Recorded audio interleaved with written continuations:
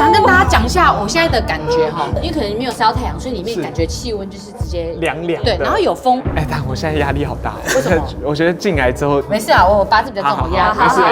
对。真的，如果你当兵要住在这种地方，你真的会很忧郁哎。对啊，感觉会很容易有过。嗯，好紧张哦。哎，它蛮窄的。各位大家早安。哦，今天真的非常早啊。我们非常的冷，上一次在澎湖，我们今天在金门，其实蛮明显的吧？这还蛮明显的吧？就是建筑。对，总之呢，我们在金门，我们都会找那个金门的那个名人嘛，我们都打关键字，哇，不得了，这个人一打第一个就跳出来，马上第一个就跳出他。我们欢迎王晴，嗨，在第8年场乡土剧女神。是的，本次金门深度体验的来宾就是模特与8点档演员出身的女星王晴。本土与在地的结合会有什么样的火花呢？我们怎么称呼你？你比较舒适，就叫晴晴就好了。晴晴，那晴晴她自己在跟我们事前沟通的时候，她竟然有一些金门的景点，她自己不敢去，她说我要留给节目，因为有一些是后来才有，就我离开金门之后，就是后来才有的嘛。我如果第一次去的话，如果有摄影机拍下来，那不是更好玩吗？所以现在回到金门都不敢看太多东西，反应都没有，她蒙着眼睛，然后请人带她回家这样。所以你现在是有立志就成为金门的代言人的这种感觉吗？希望喽。他以后要改成金门王旗。是这句吗？是这首歌吗？这首吗？请不要擅自制造嫌疑感，谢谢。第一次来到金门的杰尼盖瑞与金门王晴会有什么样的体验在等着他们呢？让我们继续看下去。那你知道我们第一件事要做什么吗？不知道。戴安全帽 ，Go！ 欢迎你们，谢谢，谢谢。哎，陈姐，没错，3位来到金门的第一个任务就是要替在地人文贡献心力，一起学习洋楼的修复。我们今天第一项事情要来修复古迹，是不是很酷？很酷。我听到。不过我们在修复古迹前，因为我们现在要进到一个工地，因为它是真的在修复中，所以那个工地的我们都戴好安全帽了。欢迎，你好。大哥怎么称呼？大哥你怎么称呼？陈大哥。好似金门台支援，让我来为大家介绍我们这次要修复的古迹——大古冈董允耀洋楼。坐落于民国22年，期间除了董家岁居，也曾进驻海龙部队以及堆放高粱小麦。于民国109年，董家将洋楼捐献予金门县政府。这个门楼就非常的中式，大门上面有个额牌，那额牌上面哦，它要有一个他们的堂号。那姓董的哦，他们就叫义损流芳。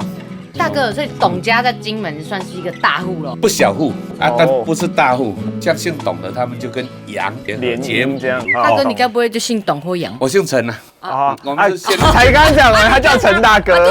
对。大哥怎么称呼？大哥你怎么称呼？陈大哥在讲，你都没在听。踏入古迹后，3位终于要进入实战体验。泥塑。洋楼很重要的一个构成元素叫做水泥栏杆，有的人叫花瓶栏杆。今天哦，会请蔡老师、蔡匠师他先帮你们示范。我们是不是摄影团队从在这里，然后人员在那开始就说你是台哥吧。接着由蔡大哥教我们做花瓶栏杆。首先要将依胶泥与沙子以2:1的比例均匀搅拌。我们这个量比较少先把它集中在一起然后拌过来，因为我们是新的灰，所以它表面会比较光滑。然后我们要做那种仿旧的处理，就喷砂处理。这感觉是仿旧哎。它这个是自然的那个风化。你看它新做，你看它是不是有些表面会比较光滑？那这个不就是快100年前的东西吗？我不是历史学家，你不要问这种问题。搅拌均匀后，将水加入，变成水泥。完全目测，先加一瓢，要目测去看才会准。所以没有正确的比例。你要看那个现场的状况。因为像我们有的时候也遇到那种比较恶劣的天气如果沙子比较湿，你水就不用加这么多，对水。好，你先停，先停。看起来情况很哑巴。秉持实作精神，3个人要来自己搅拌水泥。好，我试试看。好歹我以前也是美术系。对啊，所以你美术系的时候也会常常会做一些。以前有做过雕塑。所以你主攻是什么？富美。富美，就是你要做什么都可以，那你自己会喜欢就是做这种像雕塑系的东西，还是喜欢啊，画画那一种？都喜欢呢。那你会不会从这个试完之后，然后你开始想说啊，还是来修复一下古迹好了？来这边反正这个还在做到10月啊。来这边兼差。对啊对啊。所以你小时候在金门长大的时候，你有注意到金门的古迹很多件事情？有啊，因为我外婆家就是这种洋楼啊。真的假的？对，然后现在也在修复当中。你家？我们去你家修就好了。我做2个柱子去贴。好了，蔡老师，这样是可以的吗？应该是可以。好。第一阶段完成，接着要将水泥倒进模具内翻模。然后你们现在把那个砂浆舀起来，它是用摇的这样，我这可以放上来。摇的，用嘴巴咬啦，含口，摇啦，摇。这个是刚好的，不会太稀。对，不会。哎，他超熟练，他对啊，倒进来手势。这个是刚好的，不会太稀。不愧是美术系，真的。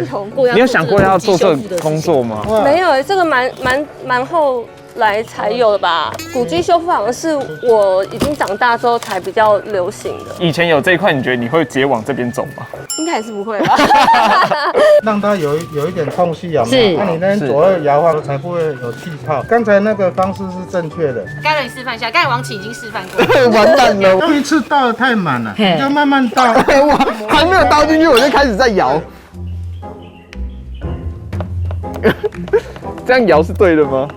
做法你也不用那么紧张，然后你比我还紧张，把那个空气打出来就可以了。那来换杰尼来了，那就是用做蛋糕的手法来看看。杰尼以前是面包学徒，真假的？所以他看所有东西都很像在做蛋糕。我现在是觉得这个模长得很像那个戚风蛋糕。对，蔡老师这样做杰尼这样是 OK 的吗？超级标准，这样还可以吗？就是有一点僵硬。我是紧张，你是僵硬。就是说你这些都灌好了哈，它以后会有袖孔，你这个空气绝对要这个摇的动作要多做一点。哦，要一直摇，能摇就摇，是不是？好，那我们现在补摇来得及吗？尽量摇。快一起摇，快一起摇。啊，这里的磁场好乱哦。最后，由于等待风干的时间比较长，碍于时间问题，大哥准备了3个已经脱模后的模型，让我们将水泥灌进其中，并且放入固定用的骨钉，等其风干后便大功告成。感谢师傅。那我们今天这个泥塑，你给我们打几分？75分是有了。哎，还有75分，尤其我们有那个专业的那个妹妹啊，你看她那个。你在带队。那大哥你怎么会做这一行？应该是命运的安排吧。找工作刚好就做这一行啊，然后就浑然不觉就做了30年。不然因为我们这种年纪，你要去转业，你要去干什么？然后我们学历又低啊，你当然不太可能要去，有没有找比较？所以目前应该也是继续做下去这样。不然要做什么？那如果你的小孩说要来做，你会想要他们来做吗？也是可以啊，可是我要来的时候，我要确定说他有没有办法适合这个行业。因为我们有一些工作方面危险性比较高啊。是，那你现在儿子你觉得他适合吗？我不知道啊，你可以问我这种假设的问题啊。所以你在这些工地里面都没有遇过那种有没有很有理想的年轻人说我想要来修复古迹在做的这样吗？理想可以当饭吃吗？你赢了。离开董允耀洋楼后，3位来到某处的隐藏沙滩，准备来一场神秘的探险。这位是本次的坑道向导子云。所以想必你应该是就是很熟金门的当地人吧？对，可是其实我不是金门的当地人，我会来金门原因是因为我看到很多古迹历史很喜欢，有很多就是没有知道。因为我女朋友是金门人，这才是重点吧？你觉得你现在有比女朋友更了解金门吗？有，因为她其实在台北工作，所以搬来金门的是我。请来一首《爱人错过》。金门在过去因为处于战争要地，在巅峰时期甚至有10万大军驻扎在此，而世道趋于和平，使得金门留下许多废弃的营区以及军事设施。但事实上，本次3人是要去寻觅海上碉堡，不过路上却发生了一些突发状况。好滑哦！这很滑超滑。没事。我们2个一起，又要滑。这一段要录下来吗？这段超好笑的。有那个案发现场，地上有没有那个？有，全部都是俊彦的刹车痕，差点到厦门了。对啊。该不会那个就是你要带我们去看的碉堡吧？它侧面看起来很像一台车子哎，但这个碉堡有名字吗？碉堡通常我们会有编号哈，然后我们的编号会从金门的中间往西边会是 W 开头，然后顺时针的话是 East。海防据点大概每300公尺会有一个海防据点，所以其实整个岛上有好几百个，对，有好几百个。哦，好啊，所以我们等一下是可以进去里面的。对，那走，你带路，你走前面。对，你走前面，要滑你先滑。对，你先滑。在简单了解碉堡后，准备让各位一窥内部的秘密。有，我们现在好像穿越，哎呦，小心哦，比较高。这个很刺哦。等一下，那这个很刺，这很刺哦。这边的植物都是来御敌的，有一点点压迫感哎，真的，我觉得有一点压迫感，我也觉得有一点，有一点呢。但它的上面其实都有那个编号哎 CW03024，这是不是就是刚才他讲的那个啊？在地人怎么看？在地人看，这是不是一间厕所啊？这是流动厕所，流动厕所编号。真的耶，在地人厉害耶！看会不会是 WC 呀？看错了，看区里面有这种瓷砖都是厕所。哎，只有厕所才会有，对，才有这种瓷砖。对，但是超有那个的党徽，还是国徽还是党徽？不党徽，青天白日。它上面写什么？点站正站点。我觉得进来以后就是。没想到这边竟然有一栋建筑哎，就是你从刚才从下面其实不会觉得它很大，其实它蛮大的。阿兵哥自己涂的标语，对啊，你是考古系的吗？我不相信，什么文字学家？回台湾，所以应该是平平安安啊，对，然后在这里就是快乐来金门哦。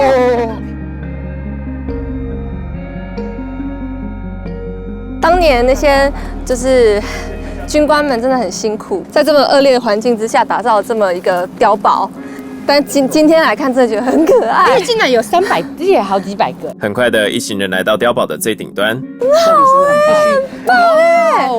这视野太好了吧！那边就是我们的小金门烈屿，然后这边看金门大桥也非常漂亮。如果我们从这个看过去的话，不是有看到一个山的形状吗？哦，对，那边就是大陆了。那应该也是让枪出去的一个孔，对，应该是也是一个射口，或者是排水也有可能。哦，看起来像是射口。对啊，射口，而且这里比较不会交朋友。看起来是 I 型人的天堂呢。在碉堡的周遭附近，通常会用这种玻璃墙，然后或是旁边这种有刺的植物，就是避免就是敌军可以很轻松的爬上来。你本身在这边，虽然你才1年多，有没有听过什么这种碉堡的故事？也是在小金门那边有一个营区叫南山头营区，因为那也是一个海岸的碉堡。据旁边的村民说，据点那个碉堡的军官都非常认真，白天晚上都常听他们操练的声音。可就有一天，这声音不见了，后来听到消息才知道说，哦，整个碉堡的都被水鬼抹烧，然后整个碉堡都被歼灭。有一天晚上，就又听到了那个营区传来操练的声音。一开始居民想说会不会有新人进来，所以他们就跑过去看。结果呢，在操练场看到，就是全部都是一整连的没有头的士兵在操练。我好像有听过。对，他这个故事叫做南山无头连队。我昨天访问的时候也有听当地人、小金门的人听说，但我可以补充，他们说最后解决方式是请蒋经国先生到现场跟所有的弟兄说，各位弟兄辛苦了，你们都已经达成了你们的任务了，可以好好休息了。然后之后就没有这个声音。由于3个人实在太好奇碉堡内的样子，所以决定在洞口一窥究竟。我们可是有点窄，就是这个地方。你用 GoPro 拍到这边吗？你看这边，超暗的哎！我靠！可是有看到洞，你看到有光。Oh my god！ 我这边也开一个，这也太深了吧！大家看到那亮亮的洞，就是刚刚说的那个弹孔的地方。射孔。会有天井，这边应该是破掉了。破掉天花板。就原本应该是看不到。你看上面全部都是钢筋。这都是之前真的在用。你可以看到这里就写的是人员寝室。寝室哦，他们可能要轮班，要睡在这边。我猜这应该是2人房或4人房吧，就是那个上下铺的铝床。真的，如果你当兵要住在这种地方，你真的会很忧郁。对啊，感觉会很容易就是睡在那个木板上面，小啊，旁边有做一些系统柜的感觉。对，可以放东西。系统。我觉得刚刚的那个我们照到的那个射口，搞不好就是这下面。对啊，应该就是那个，看到吗？里面那个是什么？是一个标志吗？里面是一个大空间。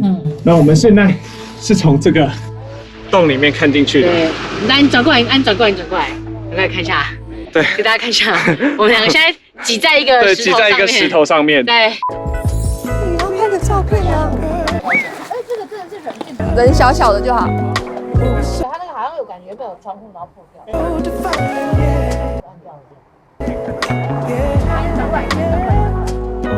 这边是真水，这边是真歹命。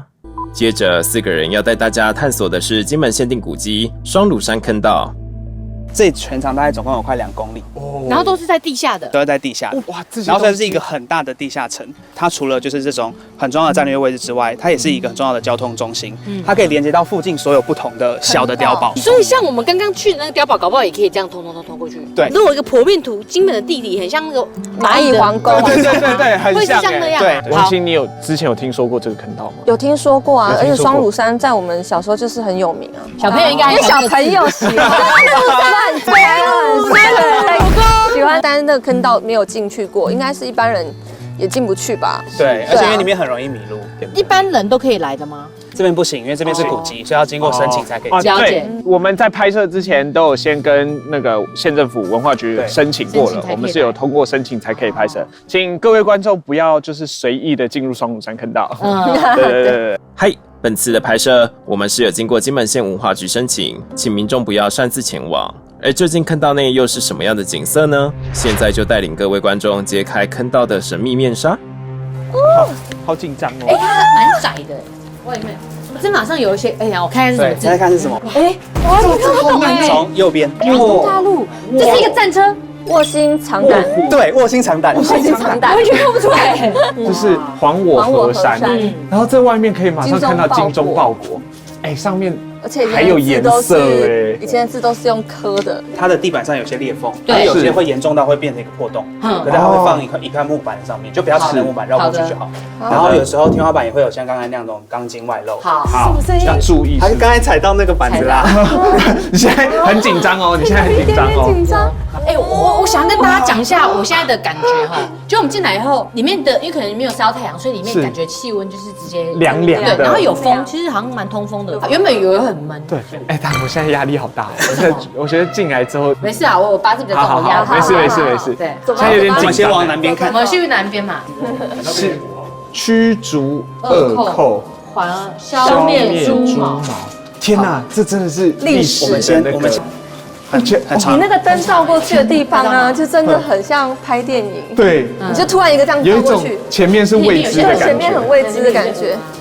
你看这个，非常的可怕。就边看起来边走边讲话就会很喘。阿弥陀佛，所有的坑道里面都会看到这个，这是一个很大的通风口。通风口，真的哎，要这样子，其实是有看得到的。对啊，所以难怪通风那么好。那下雨不会滴下来，滴水会滴下来。旁边还有做水沟。真的，对，地上的这个叉叉就是让水流下来的时候，因为它本来就有点坡度嘛，水可以沿着这个沟一路往边边的水沟走。我们等等会进去那个门里面的中山室。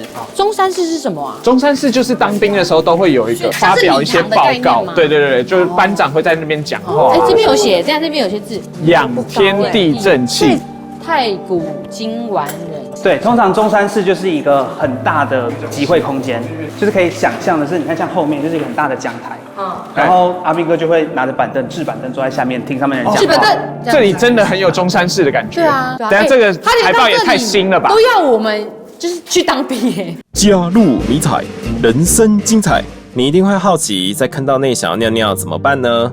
大丈夫，这里也是有厕所的哦。我们来看一下厕所长什么样子，有没有手电筒？有，哎，看不出来，其实蛮大间的，对啊，比我在台北的浴室还大间。那个排泄物要怎么弄出去啊？那边是以前放小便斗的地方，这里，哎呀，你看，我看到了，你看小便斗，这里是小便斗。哎，等一下，它小便斗非常密集，就等于在尿尿的时候，另外一个人会在旁边。我们3个试站看看。对，就是如果要小便斗，就跟林斌的位置真的是非常近。但也要瘦。王晴你很大，这样。王晴准备按铃申告。另外，我们也发现了一个神秘空间。大家真的不要看，就是坑道我们现在看起来好像亮亮的，其实就是在没有灯照的情况下，蛮黑的。对，自己一个人的话，自己一个人的话会很可怕。你不觉得走到一个转角，然后转过去看，然后整个完全黑的一条，真的会有那种幽闭恐惧症。这也是鲁北的中山室，也是跟刚才这也是中山室。又是大陆，我已经迷路嘞，我现在已经失去方向。这不同的中山室，你来这边看，这边有一个再往下的楼梯。，Oh my god，可以到 B2层。而且我在想，它平常是不是盖起来的，所以像密室一样？对，下去之后呢，它其实就是一个小小的空间，然后两侧有变两个，就是你有下去过吗？有，两侧有长椅。就是用石头刻出来的位置，可以让它坐着。它其实应该还有其他的2个通道在往其他地方走，可是那边已经崩塌了。讲到金门的坑道，最有名的就是那个什么88坑道。88坑道是那是马祖的。靠，傻眼！傻眼，哇，小好瞎。主持黑历史再加一。可以看这个墙，因为如果你是真的慢慢的这样凿出来的话，你不可能有这么平的平面嘛。那其他的做法是，我们在一个壕沟里面，然后旁边都是红土，然后在2侧搭2片木板，然后把石头放进去，盖好之后再把天花板盖上去。难怪我一直想说，他们还有时间做装置艺术。对啊，就是那种漂亮的墙面，原来是这样弄出来的。对，发现的这一幅画。对啊，我觉得幸好它是个风景画，因为如果它是人像画的话，会吓到，我有点担心，我有点紧张，我有点紧张。其实这个是有军事用途的，就是辨认位置吗？对，这个东西叫斜景图。以前就是看出去的时候，应该要长这个样子。然后如果有任何不一样的敌军伪装不一样的话，你就知道那可能是有人伪装。在双山这边都是这种用手绘的感觉，然后有些可能是炮阵地的，它会是超大的泥塑，就它直接画在墙上的。对，这也太抽象了吧？对啊，没有，现在已经差很多。哪一颗？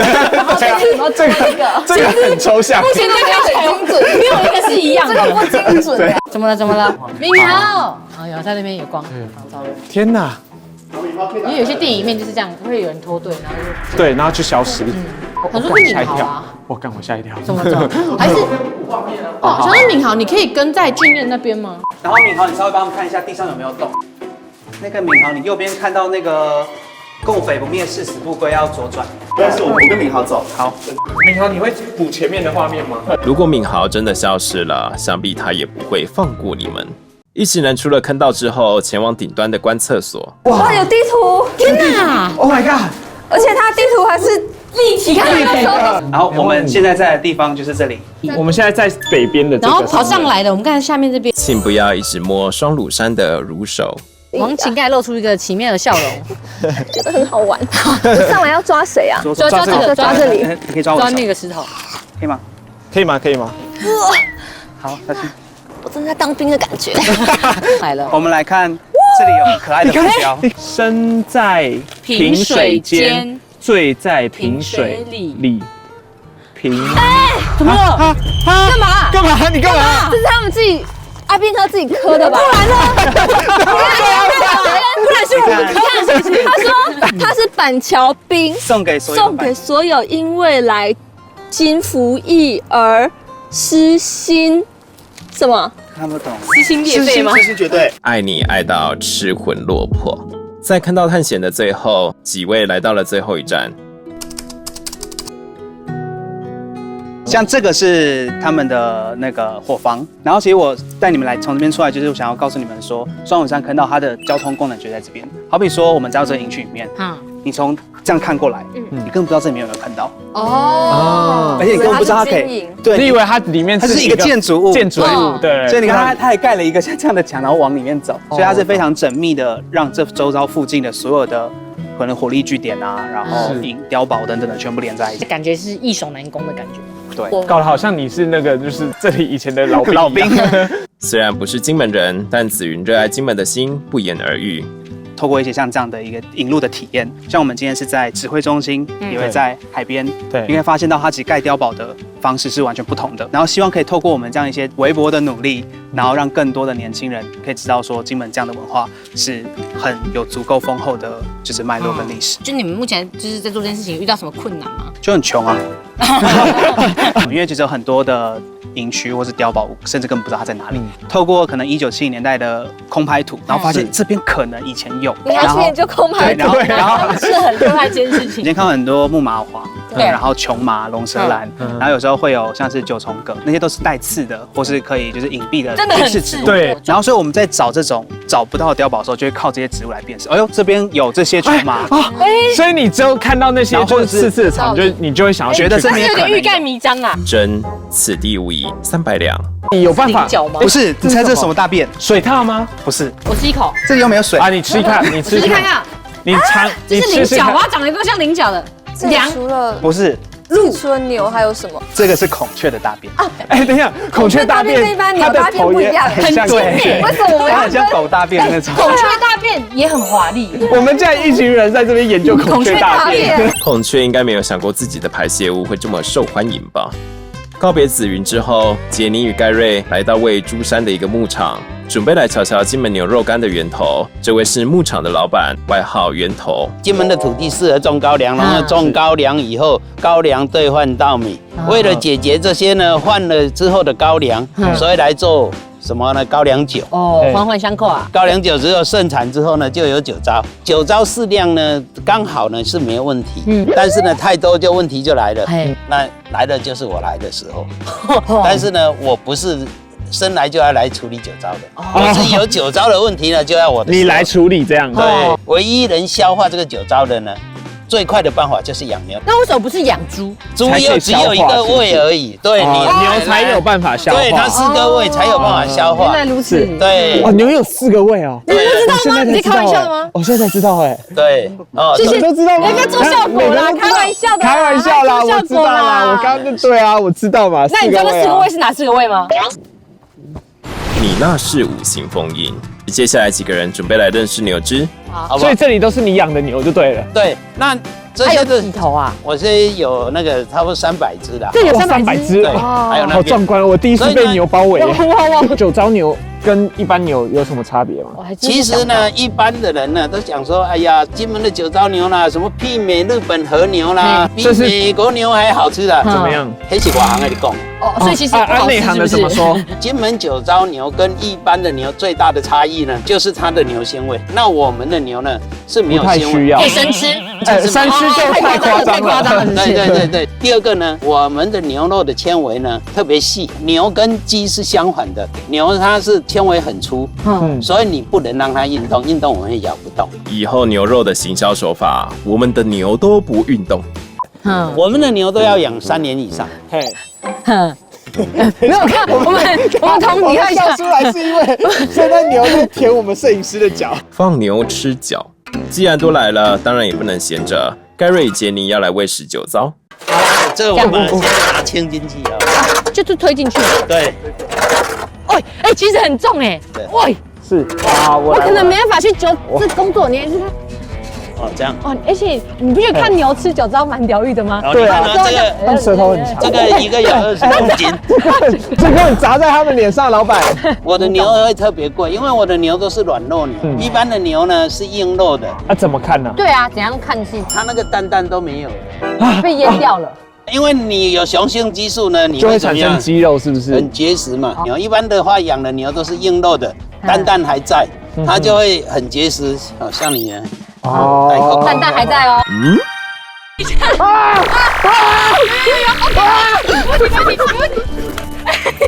蛋怎么样？不，它已经破过蛋了。等一下，那会因为这样，然后他们的个性变得很温驯吗？哦，奶行呢？你奶行，蛋差那么多。没有，你看啊，都不打架。如果有蛋都一直打架。哦，真的假的？有差吗？我们要降低这个社会的犯罪率的问题，就是把大家蛋都弄掉。对啦，奶行的，结果在奶行的。哦，有蛋就有想法。有蛋就有想法。那是蛋还是大脑？原本以为积极思考是用来调侃的，没想到是真的呢。想问一下，就是这些牛肉会怕人，这些牛会怕人吗？对不起，牛怕人。你直接把他们用牛肉代替，我好残忍呐！我的牛，我家小时候附近有一些牛。哎呦，他在舔我，你不能吃我。嘿，很累。你看牛的舌头是不是有刺啊？这边。哎呦，他们的口水没有味道。你们那么辛苦，盖了这个牛丸，哈，还叫人家牛肉。因为牛的刘海都蛮可爱的。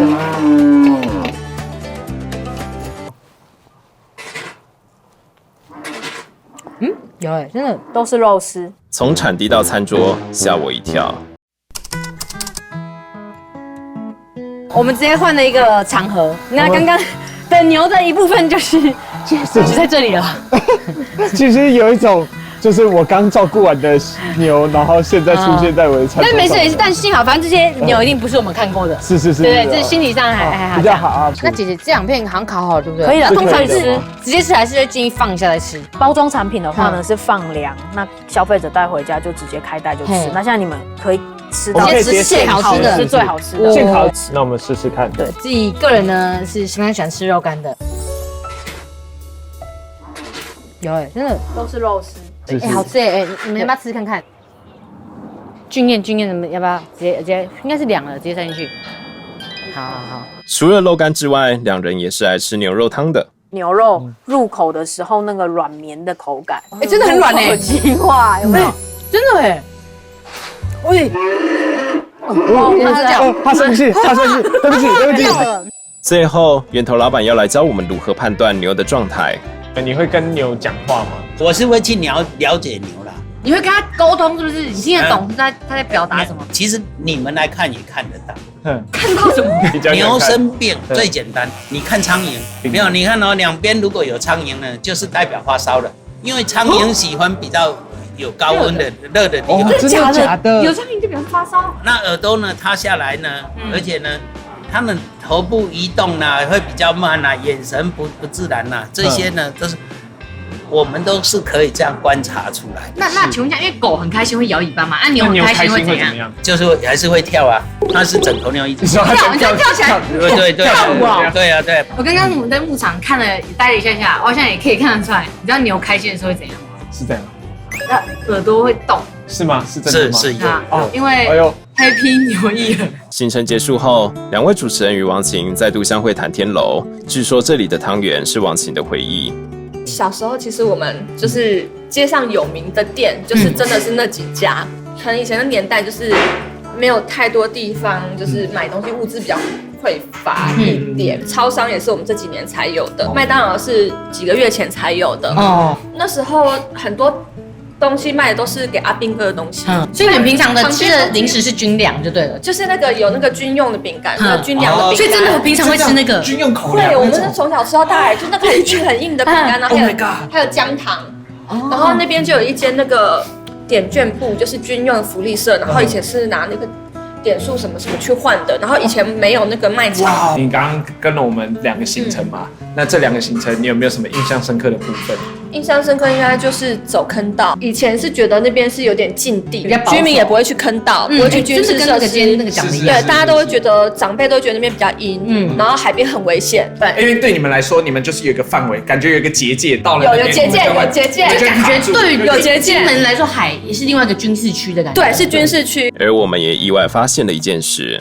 所以你的姐妹兄弟们全部都在金门吗？基本上就是都在这边，我家人全家连亲戚。为什么金门人会想要回来？都还会乡愁，以后会想要回到金门住吗？来如果真的退休的话，对啊，想要回来金门。退休的话，所以你以后退休回来要做什么？最近这几年的年轻人回来也很多是做文创嘛，堂弟堂妹就是在做那个民宿，然后咖啡厅。期待王琴未来的这些发展，好啦，感谢王琴，谢谢今天，那我们就继续把它吃完喽。对啊，你是很想赶快把它吃，它凉掉了，我们赶快先吃。结论：这次从修复古迹到碉堡、坑道的探险，以及了解酒糟牛肉的源头，都可以从各个角度感受到金门的战地历史。也许那是一段不愿意被唤醒的记忆，但却不影响金门人对于未来的顽强与韧性。坚固古堡与厚重的城墙，就如同金门人的精神，深植于这片土地，坚不可摧。